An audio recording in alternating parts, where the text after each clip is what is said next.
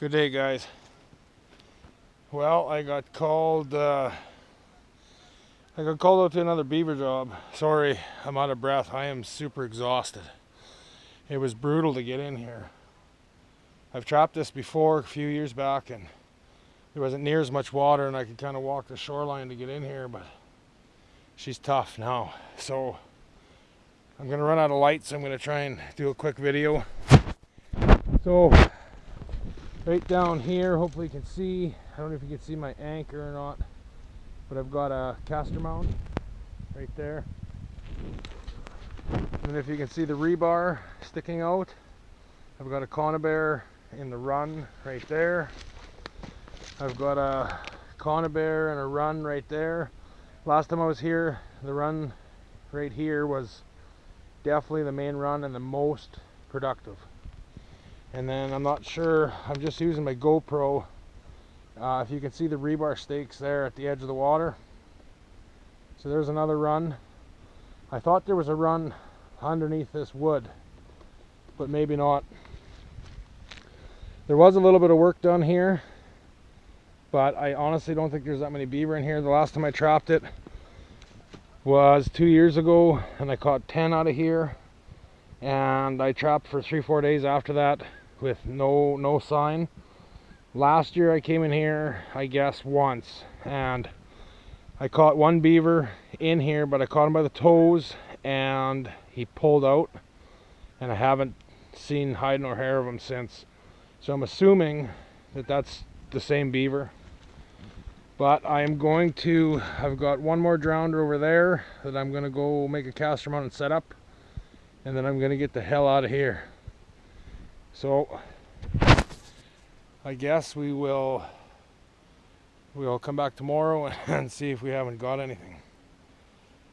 Part of me hopes there's no beaver in here, because she's gonna be a hell of a walk carrying beaver out of here. Okay guys, we'll see what we get tomorrow.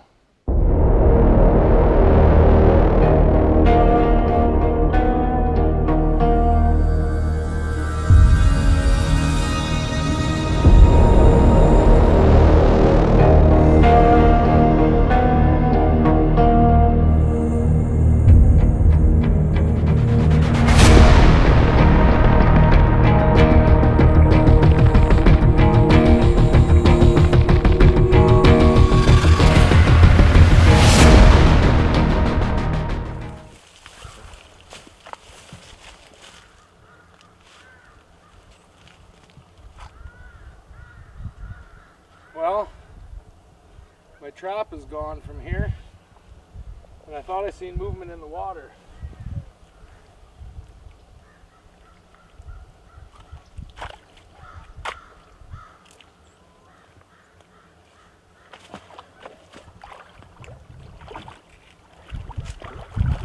We got a live beaver. Okay, I'll pull him up and I'll grab my gun.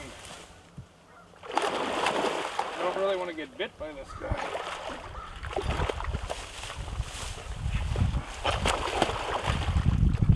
Ooh, he's pretty strong.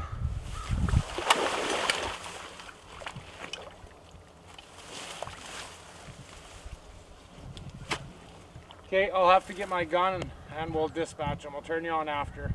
Okay, well, we dispatched this guy. Doesn't look like too bad of a beaver, so we'll check. I might actually have one in here.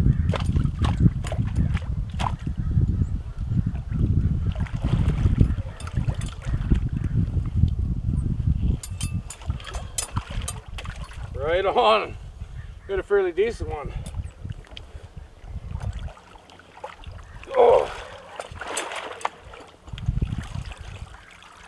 Not too bad.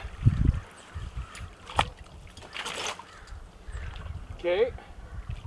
Well, I'll come over there and we'll check these here quick, and then I'll start doing my remakes. Well, I checked that conibear. It is still functional, not fired. That one is not fired. My trap is gone. Let's hope there's a beaver on it and not a damn misfire.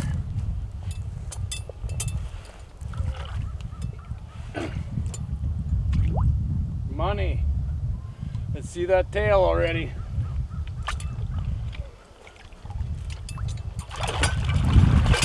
It's a kit.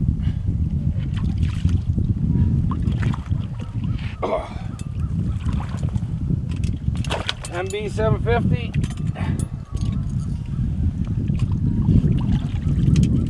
Double paws, double front feet. So he wasn't going anywhere. Okay, so we got two decent sized beaver, very likely to be the breeding pair. One kit. So we'll shut you off. I'll remake that one, remake this one, we'll get back with you. So this was one of the conibears that it wasn't set off. So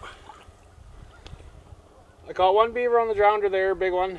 I caught one out of the house on that run, and I caught a little guy on a drownder here. I can understand the little guy, but if that big female or male, whatever it is, was blocking that run and I didn't catch in either of these, that damn beaver, other beaver got out somehow.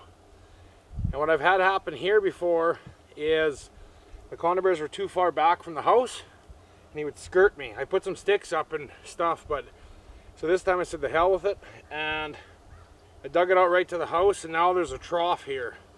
And I'm going to move right as tight to the house as possible so he can't go around me. That's what I had to do last time in here. So I can feel it's probably 8 inches deeper than the ground on this side and the ground on this side. So I'm hitting a stick somewhere in here, oh right there.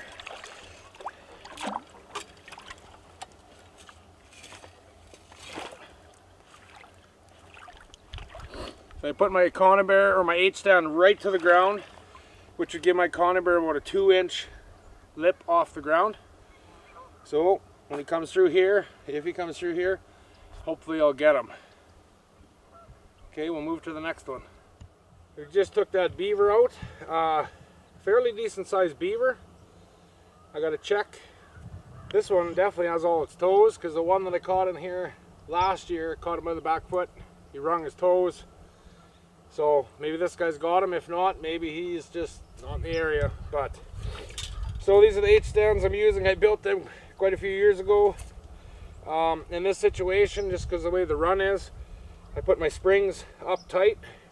These are Bridger 330s, so I wire my safeties off. On most of them, I actually built a little system, kind of like a Belial trap, so then you can just turn them out of the way and they stay. But obviously this one I didn't do that to. So that's what they look like. I step on this piece, push them into the mud, get them down solid to the ground.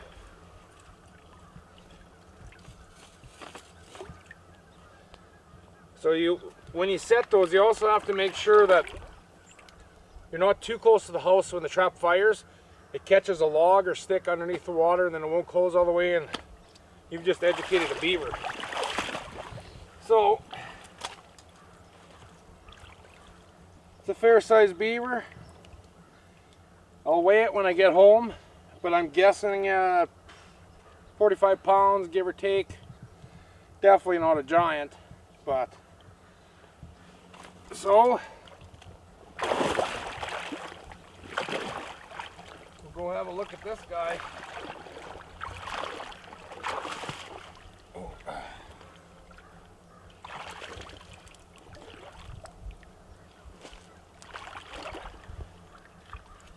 Again, TS85, or not a TS85, MB750. I'm not sure if you can see that in the camera.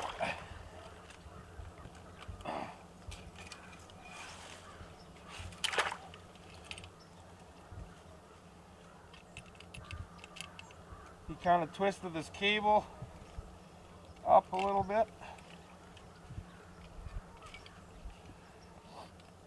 Oh, come on.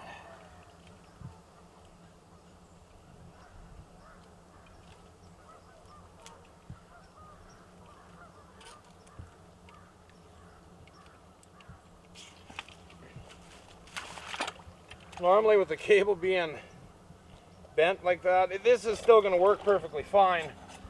I would change it out, but to say the least, it was very tough getting in here. It's not bad when you're not carrying anything, but when you're trying to lug all this shit in, it's pretty tough. So for that reason alone, I'm going to leave this in here until I'm done trapping this spot.